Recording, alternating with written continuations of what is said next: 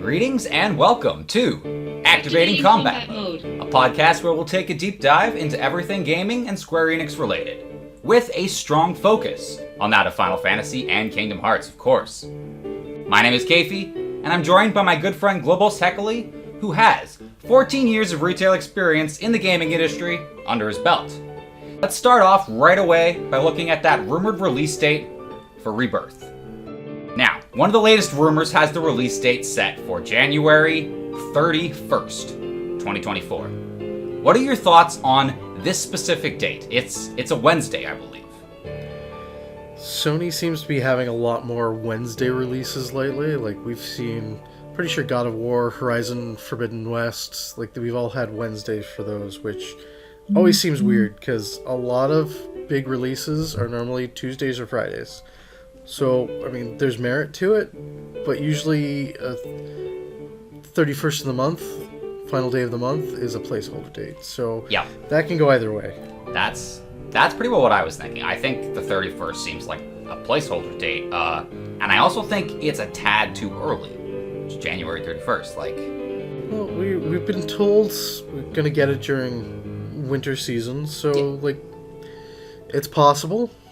It's mid-end of winter season. I mean, I guess we have till, what, like March or something for winter? Well, the first one said it was winter, and then the second trailer they just had said early 2024. I don't know if they were trying to correct themselves and be like, hey, maybe it'll be a tad after winter, but still early 2024. Like, maybe they're just kind of trying to give themselves that bit of leeway. Yeah, and March, April release wouldn't be out of the question either, but I still think that January 31st, that's very 50-50 and probably unlikely. I couldn't find it from a source that seemed like super verifiable. It seemed like it was something that one person put out there and everybody just kind of took, and they're like, oh, maybe we're getting a Rebirth release date on that day. But, I mean, besides that date specifically, like, when do you see Rebirth releasing? Like, do you think it would be April or May specifically? I could see it being April or May. Maybe March or April. Because you would think they have to start the hype train on that a little bit more. Like, there's a few presentations left from now until the end of the year, and you would think that at least one of those, they would release another trailer, because, like, Game Awards at Tokyo Game Show, doesn't matter what the presentation is, but they have to hype that game up, like, even more to sell more PS5s. It's a PS5 exclusive, too, so... PS5s are selling themselves right now, so I don't think they really need to worry about selling PS5s. Even just today, I had people coming in talking about how they bought their system as a Final Fantasy machine because they needed to play 7 Remake. So that's interesting to hear. Yeah, I don't think the PS5 selling is really a focus. It's more of a, we just need to get this out there so that people know it's coming and we're going to have a release date. And the craziness of the direction that this game is going. But April, I would say April is probably more likely, just as more of an anniversary, because that's when Remake did finally come out. It did get delayed till an April release date. That is true, because that was originally scheduled for March for March as well, wasn't it? And then it was pushed back to April. It was due just after COVID hit, but they had pushed it back, maybe a week or two before COVID hit. Yeah, it wasn't that long of a delay. It was just enough to... Or no, I guess it was pushed back in like the February, so about a month before, we got the pushback on it. Which, April still wasn't bad. Only another month probably for shipping reasons. Alright, so which do you think then? Because in my opinion, Square Enix always has two main games at the forefront that they're always like pushing. They're like, these are the games that are coming. Like, in the past it was 16 and Rebirth. Now that 16's out of the way, they're gonna have to choose another game to start marketing in addition to Rebirth. Another game to start pushing forward and getting the hype train going. And call me crazy, but I think that game could be Kingdom Hearts 4, and I think we could be seeing some news on that sooner than what many people expect. This year, in fact. It could be a thing. We haven't really gotten any news on that lately, and we're due for the announcement of the 14 expansion as well. We're due for way too much. Like, there's talks of the 9 remake coming. I keep hearing more and more about that too.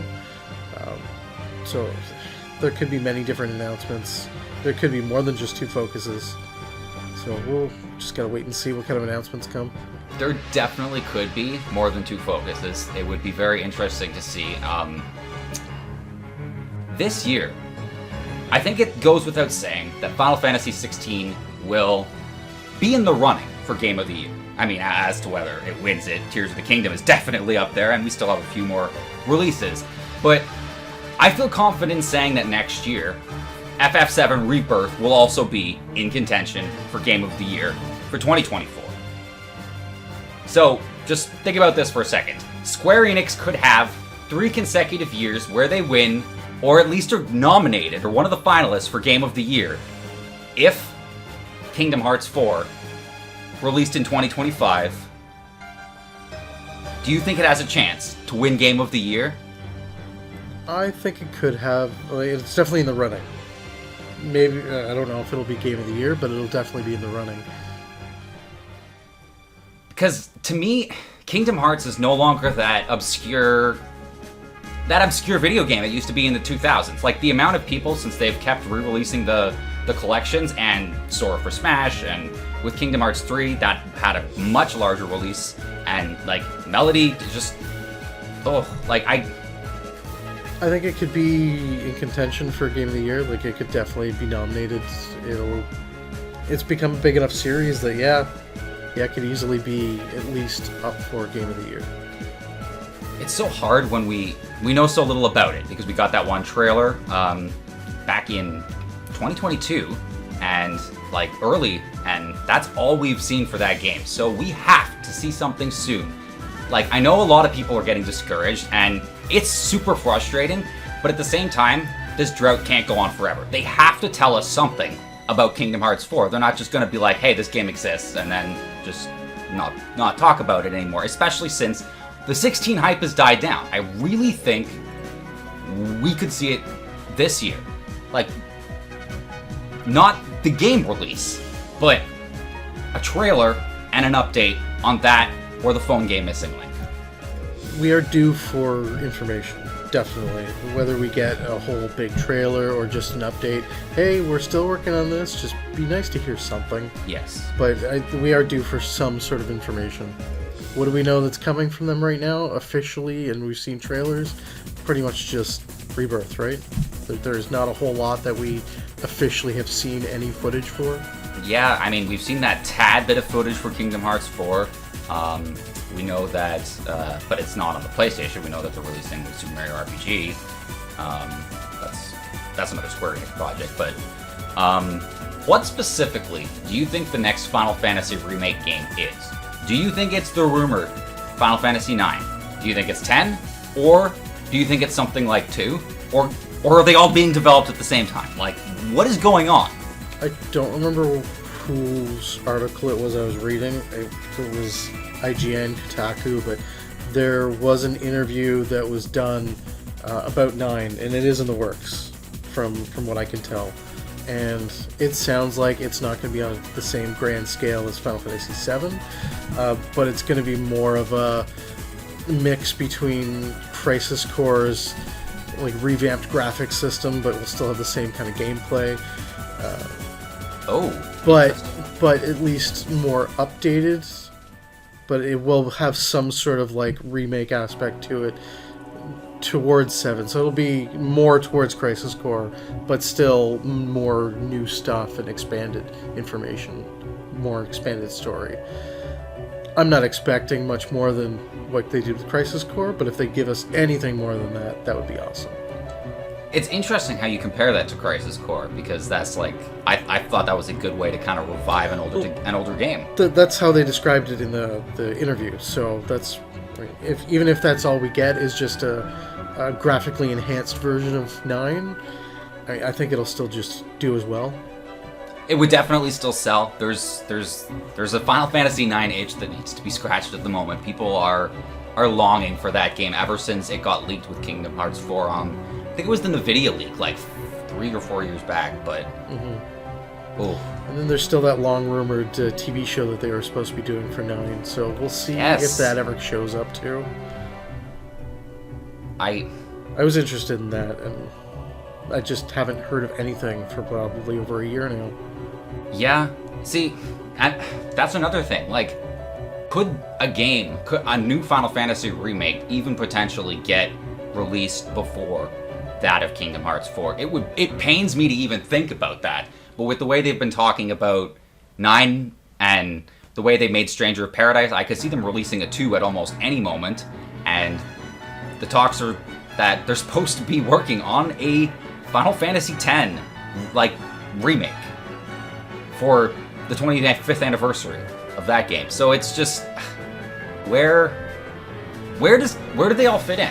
Like, with what they're doing, like, it almost feels like they're working on a grander scale, like, without too many spoilers on 14, like the different worlds and whatnot and how they're connected together. Like, maybe they're trying to work it so, yes, you don't need to play each game to know the story, but then there's this overall universe that they do actually all take place in the same, I don't want to call it a multiverse, but, you know, the same universe. Like all the remake kind of games, you think they're going to try to, like, connect them all? Or like in a Stranger of Paradise type way? I mean, Strangers of Paradise seems like it's the first one that actually tried to connect them together in a way.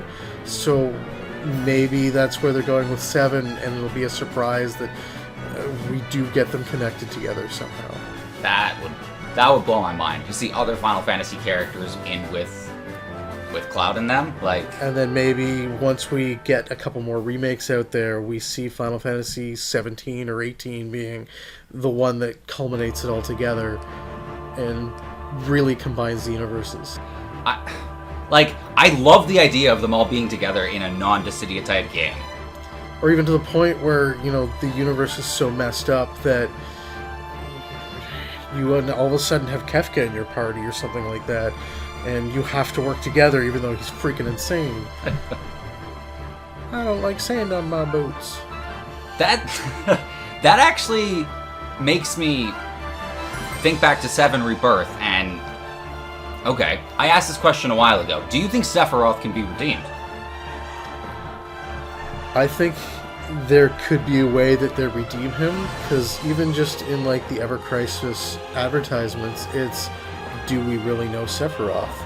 Maybe there's a whole storyline behind him that he thinks he's doing the right thing, or there's something he is working towards to help cleanse the planet of some greater evil. Ugh. When it comes to Sephiroth and his, I guess, quote-unquote redemption arc, I think it's going to be really interesting to see. The more we learn about Sephiroth, the more people are going to feel bad for him. And even in Crisis Core, you feel a little bad for him already. But it's just like, the more we learn about him, the more we're going to want him to be redeemed. The more we're going to want to actually save him. That's at least how I feel. Like, I know he's crazy, and he's that like, epitome of a villain. But at the same time, he was lied to his entire life about his mother and about everything, and when he finally found out, he just snapped. Like, there's no what's the word? Redeeming that, but you still gotta feel bad for him. I'm not sure if we're ever gonna get to the point where he's a playable character, because in the sense of, you know, having that ultimate boss, it just would feel weird to dumb him down to being a character to fight some other ultimate being. What about the opening of Rebirth? Like, the Nibelheim flashback? Could you see, just really quickly, like, a few battles where you get to play as Cloud and Sephiroth? Because in the trailer, they were walking together. So... I mean, yes, that could be a thing, because at that point, he's not that ultimate powered-up mutant hero with a wing kind of thing. Like, no, just before he goes great. He's just like an ultimate soldier, like one of the best of the best kind of thing. So yeah, I could see him being a playable character, and he's just, 5 times stronger than Cloud, and he's just carrying Cloud through the whole fight. Yeah, exactly. He would definitely be the type where Cloud would just be like punching or whatever in the flashback that he's doing, or like doing like no damage, and then Sephiroth just comes in and it's like slices 4 in half. Yeah, they get separated and Cloud's holding his own, and then Sephiroth walks in, and all of a sudden it's, oh, bad guy's dead. And Cloud's like, yay, I did it. Oh, you're here. Okay. Yeah, I can totally see a couple scenes like that. Okay. I got a tough question next. will the next Final Fantasy Remake game, or series, be exclusive to the PlayStation 5? I think the way things are going with Square and Sony and the Activision buyout and everything, especially with the court decision today, I think that Square is definitely looking to partner more with Sony, and we're not going to see a whole lot more of their stuff on Xbox. And that could be more just Sony's paying more to make sure that they keep their partnership going. It could be that Square just doesn't want to push towards a powerhouse like Microsoft's acquisition. I've heard so many different things. There's a lot of different opinions out there, for sure. I don't know what's opinion and what's true. So, but just looking at the way everything's been releasing so far, Square seems to be partnering a lot more with Sony. So yeah, I can see it being a PlayStation exclusive. Okay. Going off that then, will Kingdom Hearts 4 be exclusive to the PS5? That's a hard one, especially with how Square did finally start releasing all the Kingdom Hearts stuff on Xbox. Like, all the Kingdom Hearts stuff is on Game Pass, except for Kingdom Hearts 3, which, I mean, that could even be on Game Pass now. I don't know if it's all still there, but I know it was for a while. Okay. So at least it's on the networks to be able to be bought and downloaded. So we'll get it on PlayStation first. 6 months. I would feel weird if they did longer than 6 months. But a lot of things have been a year exclusive, so 6 months to a year, I can see it being on PlayStation, and then as DLC, whenever it comes out, here's the complete edition for Xbox. Oh, okay. So you do think that, because you were just saying earlier how it seems like Final Fantasy is more all the way to PlayStation, so you do still think that kind of Kingdom Hearts will be on Xbox and stuff in that sense. I can see Kingdom Hearts still being on Xbox, but anything Final Fantasy will stick to PlayStation. Okay. Yeah, that's an interesting way to look at it. I mean, it's tough to know. PlayStation and PC, because, after a year they seem to keep coming out on PC. I'm just going to keep rolling off of this, because going off of, today I saw a lot about this. Do you think Sony could buy Square Enix at some point in the future? Do you even want this to happen? I guess is... I'm getting, I understand the need for Sony, Microsoft, Nintendo to buy up these companies, but at the same time, I think I would rather the companies stay independent. Maybe have Sony or Microsoft back projects so that there is timed exclusives, even though I'm not a huge fan of timed exclusives, but usually when the companies like that back the projects, we see them just that much better. Sony definitely has backed their projects, and we see such great results on PlayStation. There's definitely studios that have preferred one over the other, and you can see when Sony backs their projects that good things happen, period. Same thing with Microsoft. When they are backing their studios, then we always see great games from them. Yeah. But I think the studios need to stay independent, so they still have creative rights, be able to take over their own games, and just have the funding come in to make sure that timed exclusive, or it's an exclusive for that console, but not have the studios buy them out and have complete control. Yeah, that's the tough part right there. Is I would even be worried, as great of a relationship as Sony and Square Enix have, I would be worried if Sony bought Square Enix, what that would mean for the company, what that would mean for the divisions within the company. I don't know how I would feel about that. This acquisition of Activision Blizzard is just, it's the gateway for these companies to start buying up just everything. So I don't think Ubisoft apparently has been looked at by a couple of companies. They were looking to sell at one point, and I've been hearing the trial for Activision. We found out that they were even looking at Sega and a few other companies. It's true. A possibility. I still think these studios are better off on their own. Yeah. But making sure that if the companies want their exclusive games for Sony and Microsoft, then they will go in and help back those projects. not necessarily buy them as their own studios. Yeah, I used to be pretty big on console wars. Like when I was younger, I was always just like, this console's better.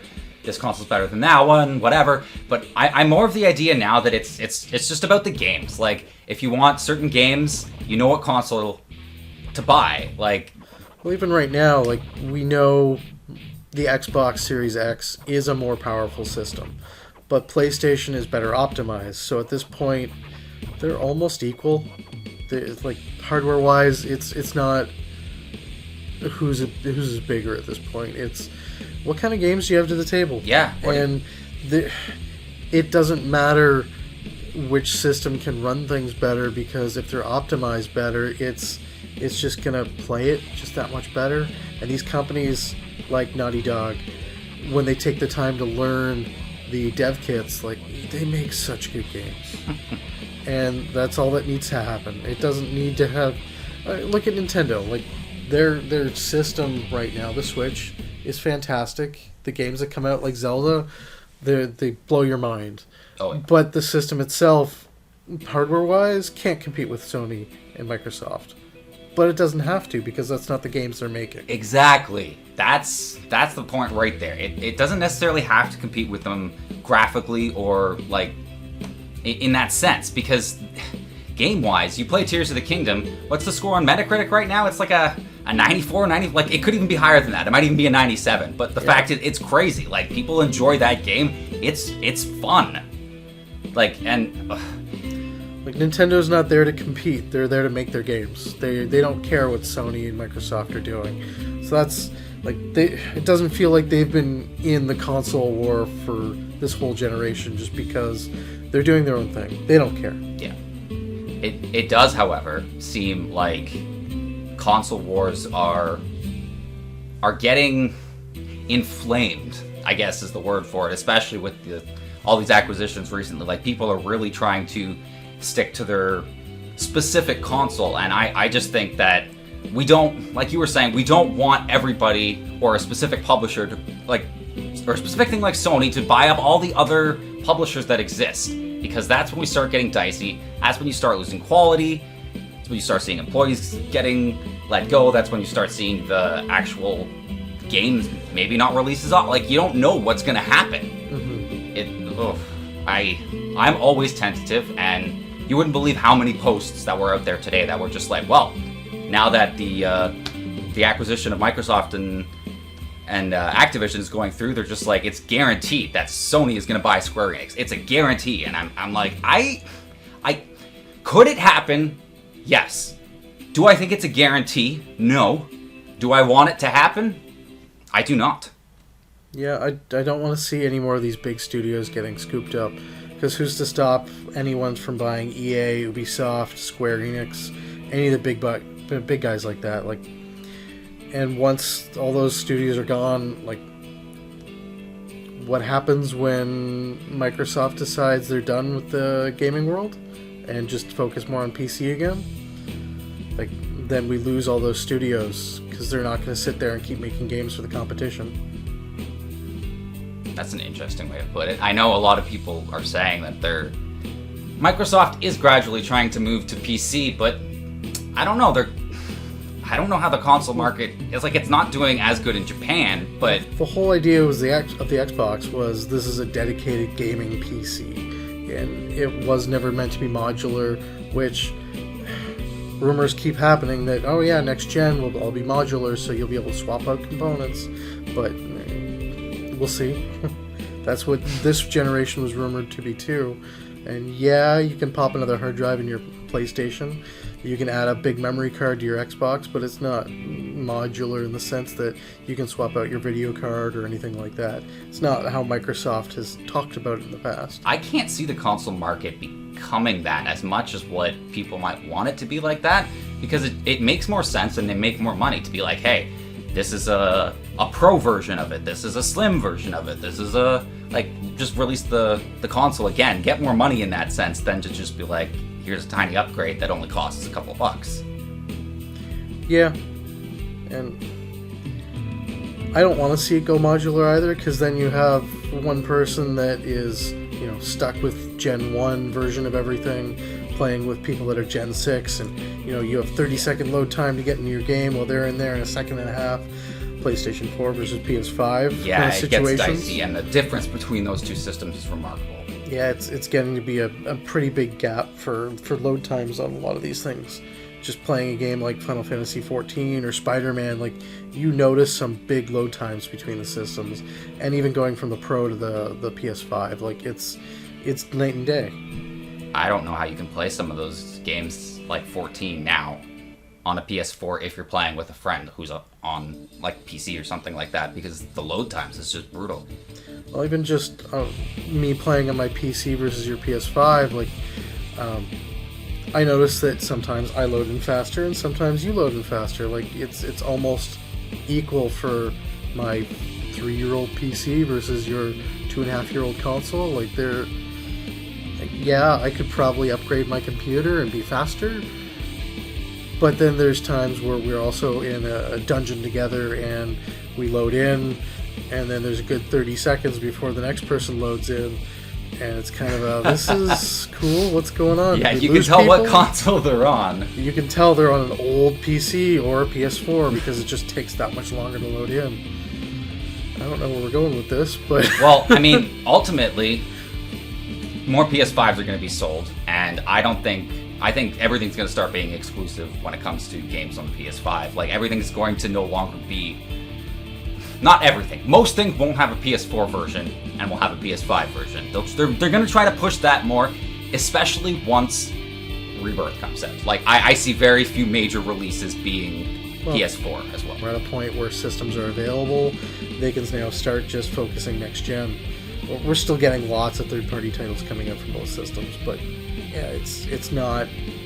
We're not going to see first-party titles dedicated to both. It's going to be next gen. We're more than 2.5 years into the systems now. It's about time.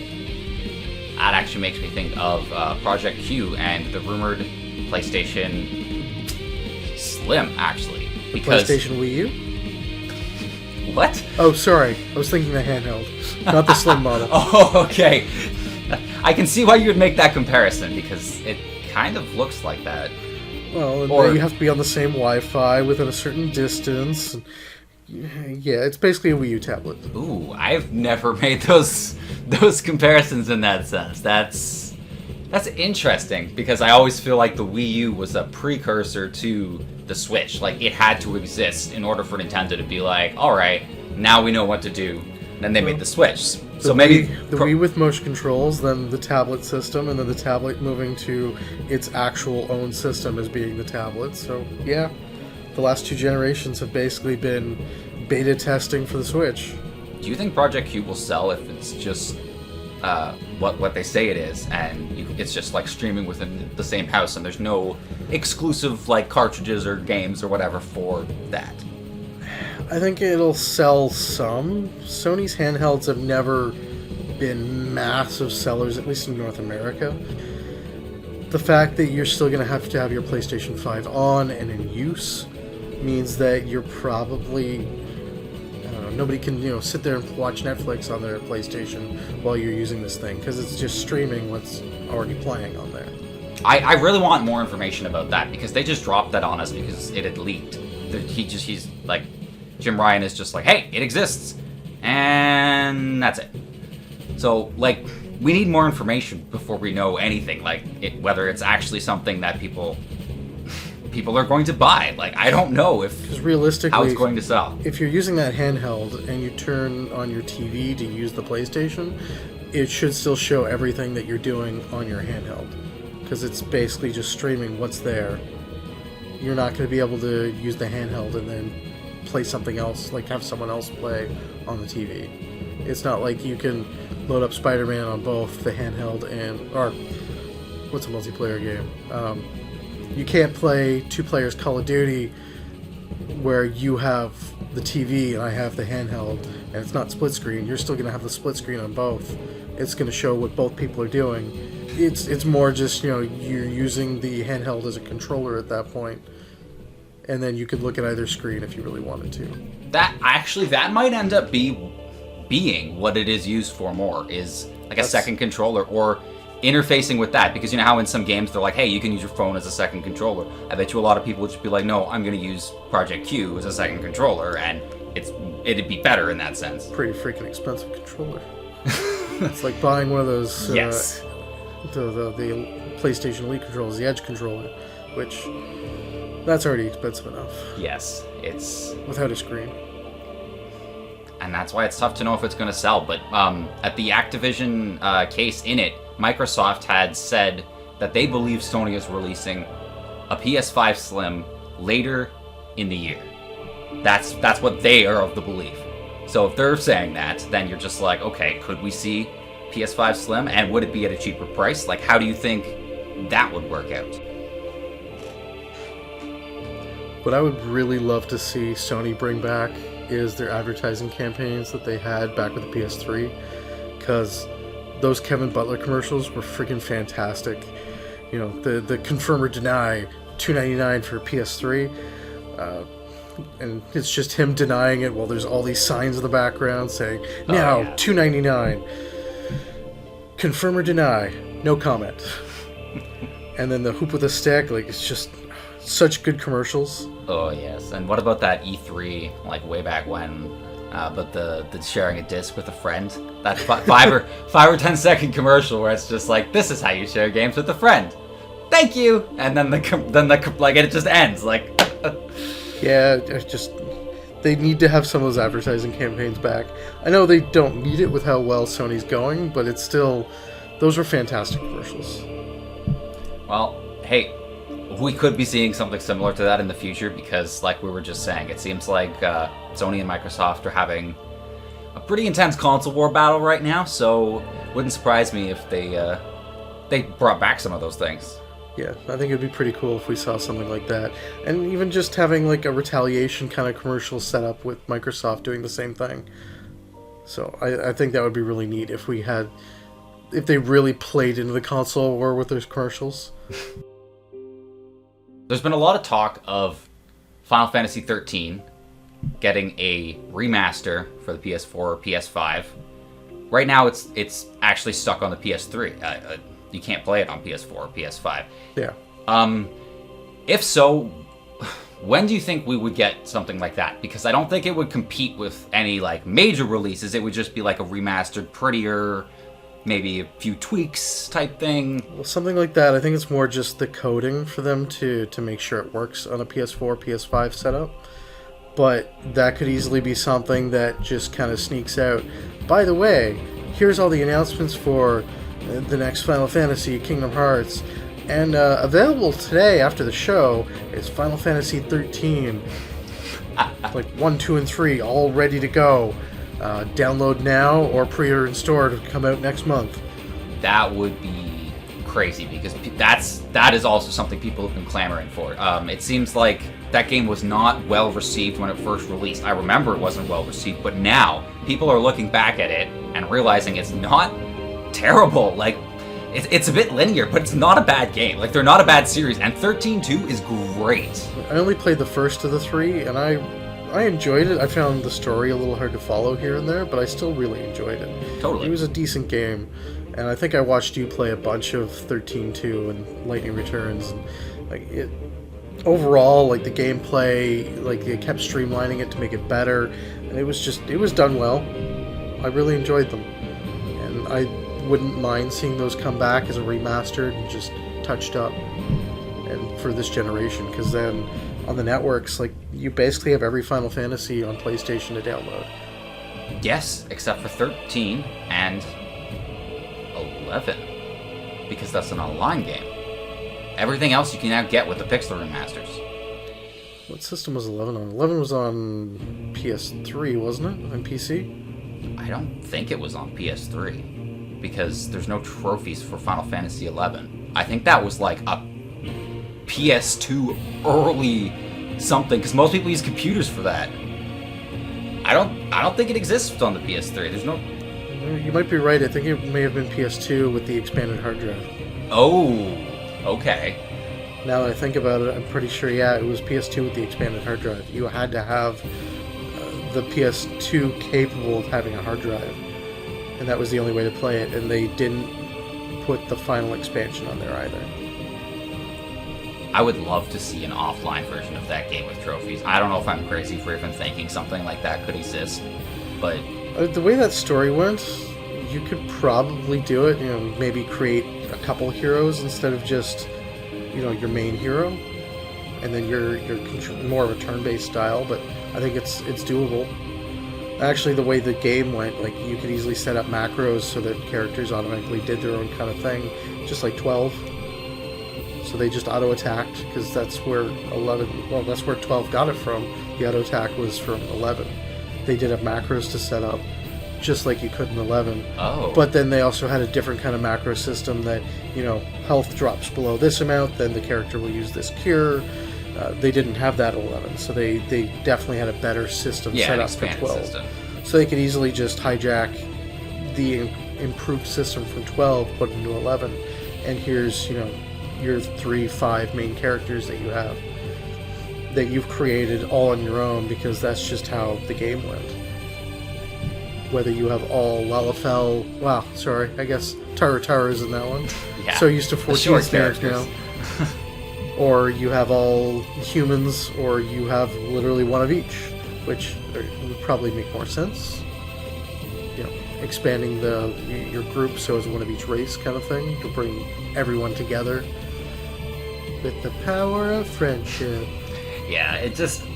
I totally feel that 11 and 13 need a bit more of a chance to shine. I know 11 is an older game, but even in the PS5 now, they're just like, hey, here are some heroes for Final Fantasy, and they show 3 of them, and Lightning is one of them, and you can't actually play it on the PS4 or PS5 right now. So you just know something has to be coming, especially when it comes to that game. That series of games. And with how they're revisiting a lot of their older games now, it would make sense for them to bring back a remaster. I doubt they're going to do a remake on that, because it's still fairly recent. It doesn't need a remake. No. But, personally, I think 10 doesn't need a remake. They could do, a remaster, smooth everything up, maybe redo some of the audio files. But I don't feel like 10 needs a remake either. I don't, but... I guess is how I'm going to phrase this. I don't think it needs a remake, but I think the only reason it could is if they're working on a Final Fantasy X-3. So, if they plan on making a X-3, they're going to they might need a new voice cast, or at least to cast some new people, or at least to they'll definitely need new assets, new graphics, new engine, new all that. So it's just they might actually need to if they're making a X-3. And if they're doing a X-3, then we could just see a whole remastered with the new voice actors and everything. And potentially better acting, because there's a few spots that are painful to listen to now. Now, yes. It's still has some great scenes, like that the scene with Tidus and Yuna and over the water and everything, and there are still some gorgeous scenes in that game, but then there's the odd Tidus laugh that just kind of takes you away from it. Alright, so let's end it off with one more question. Which older Square Enix game is next to get a remaster or remake that is not a Final Fantasy game? Because we've talked a lot about that. This is one that doesn't get much love that I would absolutely love to see a remake on. Secret of Evermore. I've never played that. It plays very much like the Secret of Mana series, but it's you and your dog, and the dog just kind of auto-plays on his own, but he just runs up and attacks things, and it's great. You have magic just like you would in Secret of Mana, but it's a single-player, messed up, kind of witch in the wardrobe kind of setup, where you go to different worlds, and every world you go to, your dog changes to a different style. So, there's a futuristic world where your dog turns into a robot dog. How have I not played this game? It was a fantastic game. I loved it. I rented it so many times when you could rent video games, and I always tried to find a copy, could never find it. Eventually found some emulators. I would never do that, but but that's the only way I could ever own it. It was just a fantastic game. Really well done story and everything. I'd love to see that one remade. Nice. I feel like Super Mario RPG was the top one to get that people wanted, but now it's getting one. So I hope what you're saying is true, and I hope we get that.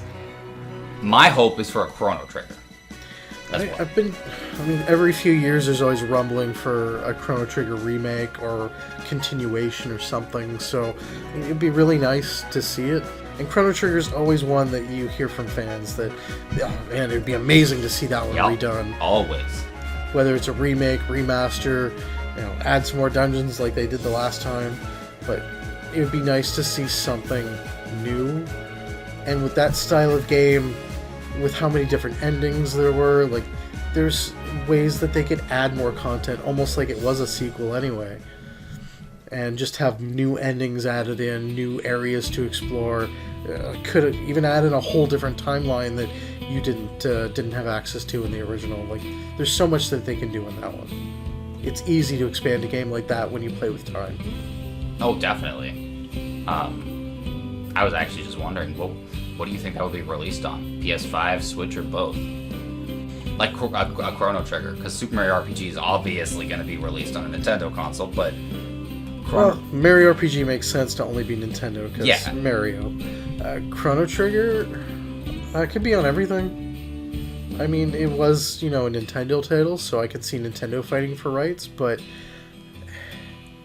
Square Enix RPG style, at the time, Nintendo made sense, because that was the main system out. But now, that could be on anything. That's fair. Yeah, I actually see that being more on both. Well, I think that's all the time we have for today. Thank you for listening to Activating Combat Mode, and we hope to be back soon with more Square Enix content as the summer goes on and more information is revealed to us. Feel free to leave any thoughts, theories, or questions in the comments below. And if you want to hear any more from myself or Globos Heckley, consider hitting like or subscribe. But otherwise, have yourself a great day. May your heart be your guiding key, my friends, and as always, happy gaming.